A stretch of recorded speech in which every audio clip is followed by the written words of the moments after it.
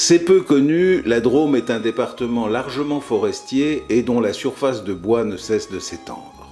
S'il en est un qui le sait, c'est Lucien Dupuy, auteur précisément d'un livre sur les forêts de la Drôme. Nous l'avons retrouvé au-dessus de Chastel-Arnaud, à côté du très illustre châtaignier des Bellieux, multicentenaire, malheureusement endommagé par des pique-niqueurs qui ont eu la désastreuse idée de faire un barbecue au niveau de sa souche.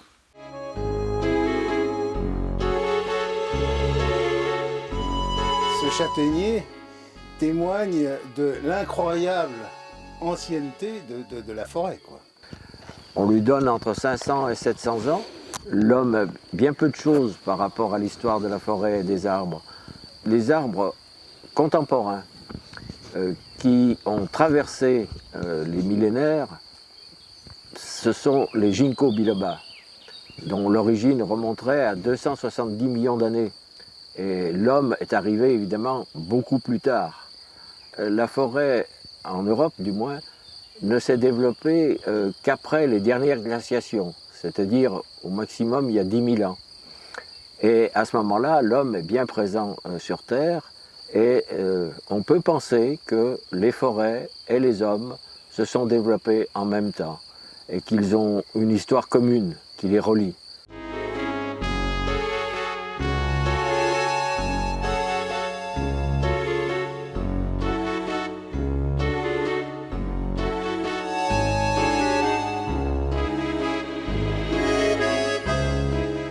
Au début, du moins, la forêt a été lieu ressource pour le gibier, pour la végétation, pour la nourriture d'une façon générale.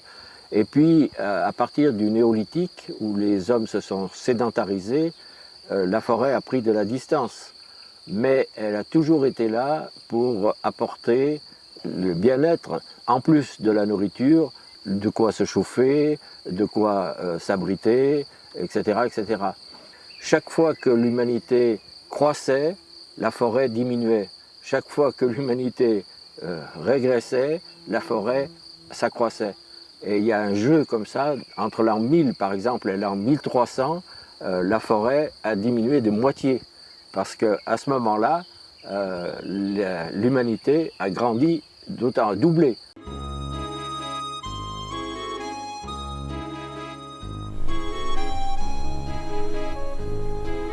La Drôme est un département forestier.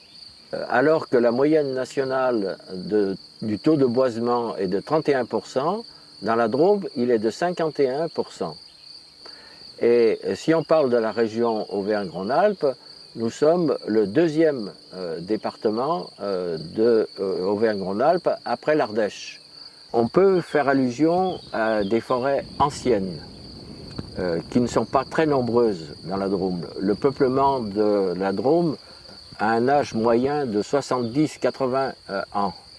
C'est peu. On appelle forêt ancienne une forêt qui a au moins 100 ans, 150 ans, voire plus. Et elle témoigne de cette diversité qui effectivement était nécessaire à l'homme. Les communautés religieuses, prenons par exemple les Chartreux de Bouvante ou les moines cisterciens de Léoncelle, ils ont vécu grâce à la forêt qui, leur, à ce moment-là, était un apport de production. Avant l'arrivée du charbon ou l'arrivée de l'électricité, c'était pratiquement la seule source d'énergie, avec l'eau bien sûr, mais c'était la seule source d'énergie, ça servait pour tout. Et le développement industriel, voire même artisanal au début, était basé sur l'exploitation de la forêt.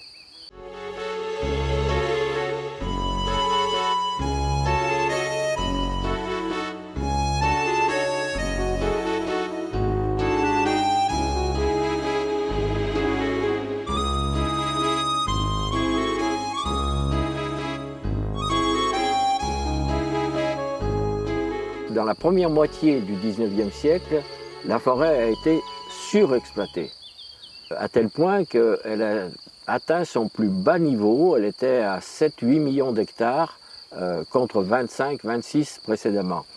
Particulièrement dans le Diois ou dans le Haut-Diois, les ravages dus aux intempéries qui descendaient les rivières inondaient, arrachaient la terre cultivable, etc., ça ne pouvait plus durer.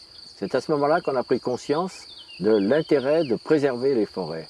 Et ça a donné lieu aux lois de la fin du XIXe siècle sur la restauration des terrains de montagne, la RTM.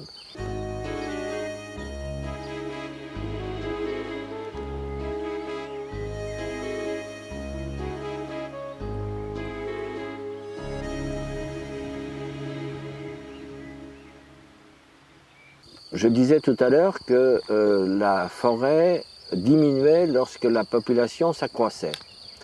Ça n'est plus le cas depuis une trentaine d'années, même peut-être un peu plus, où on préserve la forêt, effectivement, et la forêt ne cesse de s'accroître.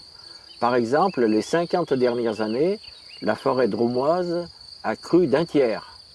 Elle est passée de 240 000 hectares à 340 000 hectares. C'est preuve qu'elle est plutôt en bonne santé. Par contre, effectivement, arrive le changement climatique, qui altère peut-être un peu moins la forêt drômoise que certaines autres forêts du nord de la France, par exemple, enfin de l'Est plutôt, touche quand même la forêt drômoise.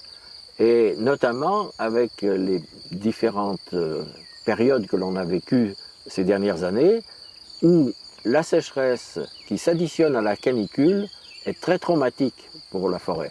Et ça crée des stress hydriques qui font mourir les arbres, d'autant plus que lorsqu'un arbre est en stress hydrique, il est beaucoup plus vulnérable aux parasites, aux scolites par exemple, pour certaines essences.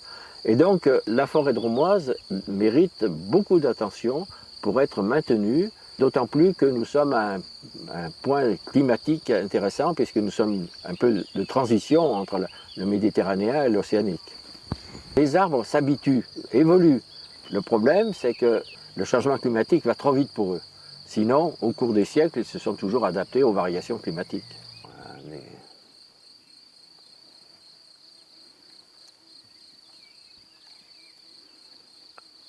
J'aime photographier. Je ne vais pas spécialement faire des photos. Par contre, j'ai beaucoup randonné et j'ai accumulé un fonds photographique au cours de mes randonnées. Mais il m'arrive de revenir plusieurs fois au même endroit pour saisir la bonne lumière. En soi, la forêt est un lieu magnifique à photographier.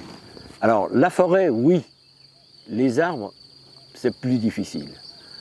C'est plus difficile de rendre un arbre parce qu'il est souvent un peu bête tout seul. Et en fait, il faut lui donner une humanité en choisissant un angle qui veut dire quelque chose. Donc c'est facile de photographier la forêt, on fait toujours de belles photos en forêt. Par contre, pour arriver à faire jaillir la beauté de l'arbre, il faut être plus attentif et il faut essayer de lui donner un sentiment.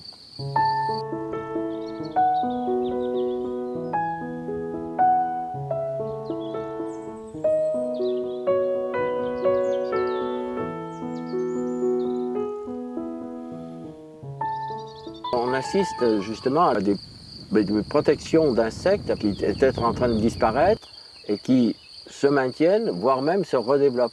Un exemple, la rosalie des Alpes par exemple, qui est un insecte en voie de disparition, est préservé justement dans les forêts anciennes de la Drôme. Comme par hasard, la rosalie des Alpes vit dans de vieilles écorces, sous de vieilles écorces. Et donc, ça amène à penser, enfin c'est une évidence aujourd'hui, qu'il faut préserver le bois mort dans la forêt et préserver les vieux arbres.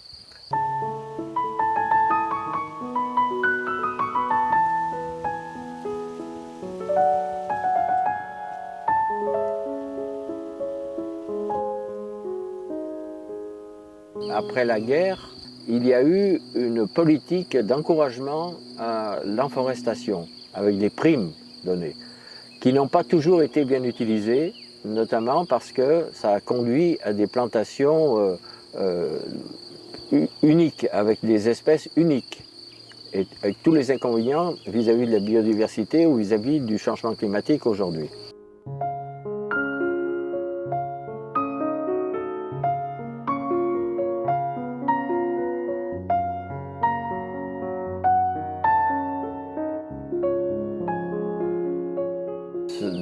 développement est dû essentiellement à l'abandon de terrains qui ont été réoccupés par la forêt.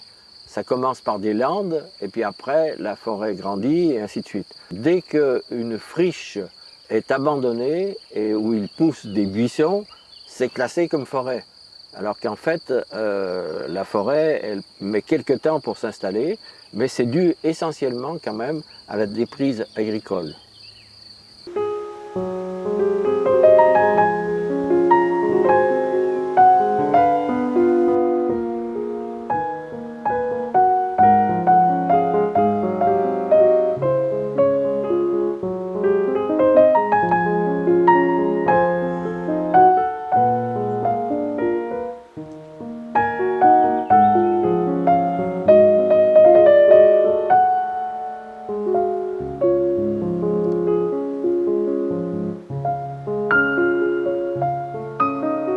Les espèces dominantes dans la Drôme, c'est le pin sylvestre, le hêtre, et puis après les sapins, les érables, etc. L'intérêt des forêts drômoises, c'est qu'elles sont très diverses.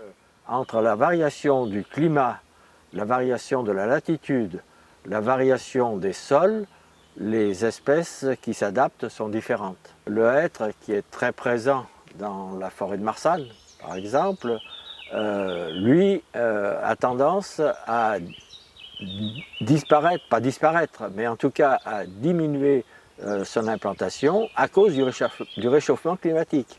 Parce que le hêtre n'aime pas la chaleur. Il aime l'humidité et il lui faut du froid l'hiver. Donc le hêtre a tendance à migrer vers le nord.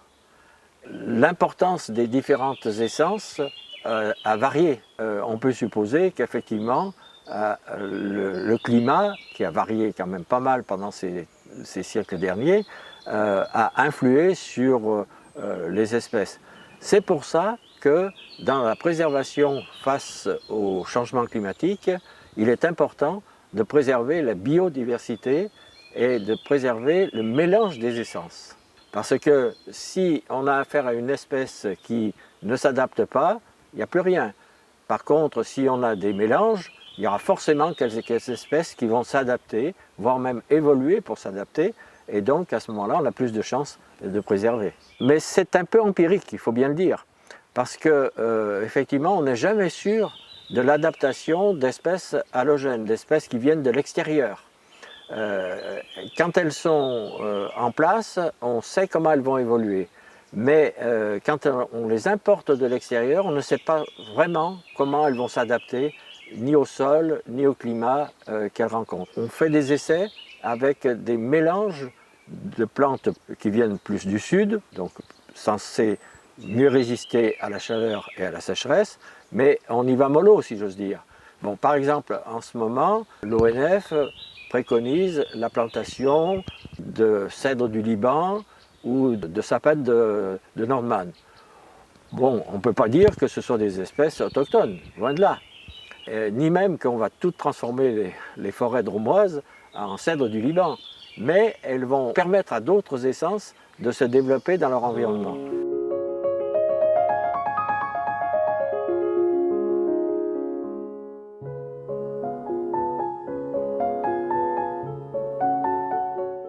Je suis fils de paysan et pour moi, le souvenir de la montée à la forêt pour les besoins familiaux était important.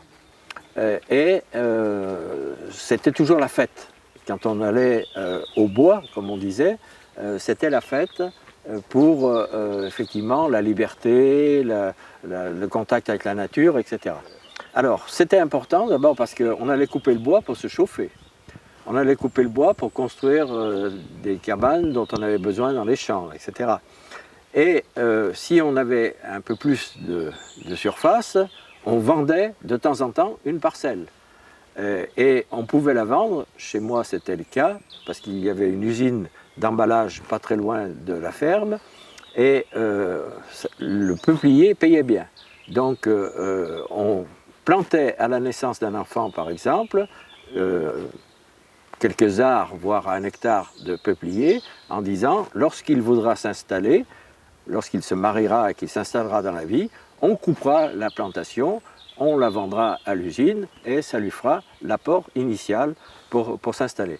Donc, c'est peut-être pas reproductible partout, ce que je dis là, mais en tout cas, dans la Drôme où il y a à la fois de grandes zones de culture et des zones de forêt, ça devait être le cas pour pas mal de familles. Il y a pour les forêts 2 types de propriétaires. Les propriétés communautaires, qui sont les communes, les groupements de communes ou les départements, et les forêts totalement privées.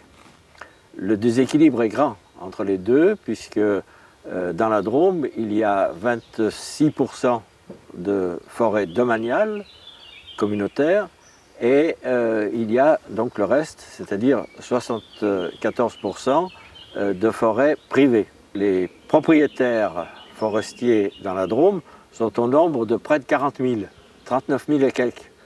C'est une dispersion extraordinaire par rapport à ce qu'on connaît dans l'Est, par exemple, ou en Franche-Comté.